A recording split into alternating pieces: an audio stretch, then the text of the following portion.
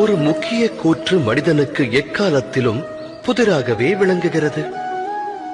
தன்னுடைய உறவுகளைக் கொண்டு அளவற்ற சுகத்தையும் துக்கமற்ற நிலையையும் எவ்வாறு அடைவது எனும் கேள்வி.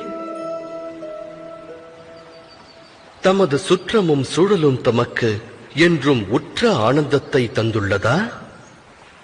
சிந்தியுங்கள். மனித வாழ்வானது உறவுகளோடு பின்னி பிணைந்தது. உற்றார் உறவினரோடு அது பெரும் தொடர்பு கொண்டுள்ளது. ஆகையால் சுகமும் மனித உறவுகளோடு தொடர்புடையதென்பது உண்மையே.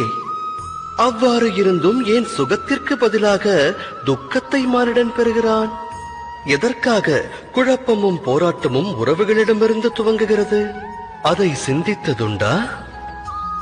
ஒருவரின் மேலான எண்ணங்களை உறவினரான